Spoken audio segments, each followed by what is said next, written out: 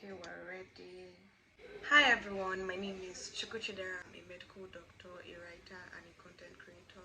And welcome to another YouTube video. Today's video, this is basically a special video for final years in medical school. So I'm going to be going back in time to think about everything I wish I would have done in final year and sharing everything with you. So the first thing I need to know about this video is that it's going to be a very short video, about 10 minutes. So let's just keep our fingers crossed and hope that that is the length of time this video is going to take. So what's up, you guys? So the first thing that I want you to know if you're in final year is you made it thus far. I am so proud of you.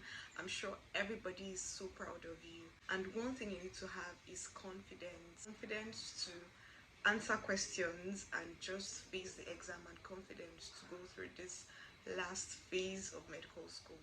So I remember when I was in final year, I literally was so scared, and I wish I wasn't, because yes, there's a lot of things to read, but there's also the blessing you have of having the best teachers and the best friends and the best colleagues and the best classmates that are willing to help you, go through this phase and just go through it in one smooth motion. It's confidence to know that you're going to ace the exams and that nothing can come between you and passing your exams.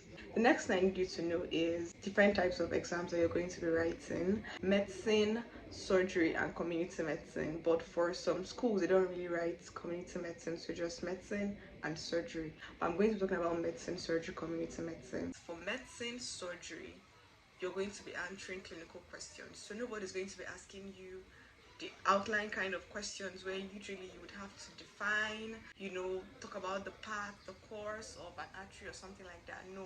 Right now, they want you to identify a disease and answer it. And nobody's going to ask you illnesses that are not common in the hospital you work or you're schooling in, and are not common in the vicinity, in the country you live in, and among black people. For instance, it's not how you're going to enter into the exam hall without knowing about, in medicine, hypertension, diabetes, hyperthyroidism, hypothyroidism, ulcer.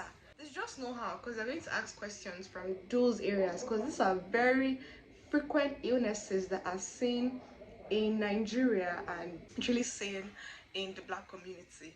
So they're going to ask you questions like that, and you need to know that these questions are going to be answered and are going to be asked in a clinical way. Tell you, okay, this man, a 70-year-old man, walked in with a shuffling gait, and then when you did a test and then you placed a paper on his hands were just shaking. I'm going to ask you what disease that is, and that is Parkinsonism. And it's literally something that they know you see every day, and you're supposed to have seen if you really are serious with your postings. So this is an avenue for you to really understand that right now you're going to be asked clinical questions. For instance, I remember I had to use myself because I have ulcer sometimes, and I had to use myself to differentiate between duodenal ulcer and gastric ulcer, because there's the one that wakes you up at night around 1 a.m. and one that literally just has to do with food passing through, and you just start to feel like pain and all of that stuff. Basically, learn the common illnesses, know how to approach the questions, know how to manage the patient, know where to start, how to start. Next thing is always trust your instincts, and always follow what your lecturers are hinting on, because basically you know that there's a lot of things to it, and your lecturers know this too, so they want to hint on those things that they want you to look at. And most times you feel like you want to read all the highfalutin things, and you don't even read all those markers that they've been hinting on all throughout. So there's M1, M2, M3, M4, and there's S1, S2, S3, S4, and there's community medicine, the first test, the second test, and then the final exams. So for medicine and surgery, which is basically what I'm going to be talking about, to wrap it up, medicine and surgery has to do with these little tests. And if you feel like those tests you didn't do well enough, don't allow it to deter you from doing so well in the final exams, because that is all that matters. I wish someone told me this, because I got 39 in my M1, and I got 40 in my M2. I got like 41 in my M3, and I literally thought this marks would make a difference. I felt like I was going to fail medicine. I wasn't even going to do well, but I did. I passed in one swoop, and I finally understood that it's the final thing, the final preparation that matters, you know. So when you're doing all those things of calculating the scores, don't say it's over until it is over. No matter how bad each step of the exam goes, always keep on pushing till the very end. Don't give up when you've not even hit the very end. Before I go into community medicine, I'm going to be talking about the OSCE and the OSCE tests. So the same thing applies to the OSCE and the OSCE. You have to know the common illnesses, you have to know the common things that occur commonly, and you have to practice a lot. Practice with discussion groups, with Christian Medical Dental Association discussion groups, with FECAMs, wherever you're seeing any discussion going on with a lecturer on Zoom. Please go over there and practice with them, because you're going to be so glad you did. Practice. You know, one thing that I found out even while as a medical doctor that, you know, I already am, one thing I found that always works is that medicine is all about apprenticeship, and the more you practice, the more you get better at these things. So when you don't practice with your picture tests on your phone, you don't practice with your classmates, and you don't do discussion groups, it just doesn't work out. Another thing I want to talk about is always ask a senior colleague, because they've walked this path before, and they know the best way for you to approach final year medicine and surgery. So if you have a senior colleague in any school that you are, you already know like the hidden things that you might not know at that point, because they have gone through it, they have experience with it. So always ask a senior colleague. And if you have questions, you can ask in the description box, in the comment section. Chat me up on Instagram at Cedra, and I would answer your question. So next is community medicine. Community medicine is basically past questions, you guys. If you want to ace community medicine, go back to MCQs, past questions, go back to 10 years, go back to 9 years, 8 years, 7 years, 6 years, 5 years, 4 years, 3 years, 2 years, and always just go through the past questions. Theory past questions, MCQ past questions, just hold the past questions and just always practice with them. Write down the common things that you've seen occurring over the years.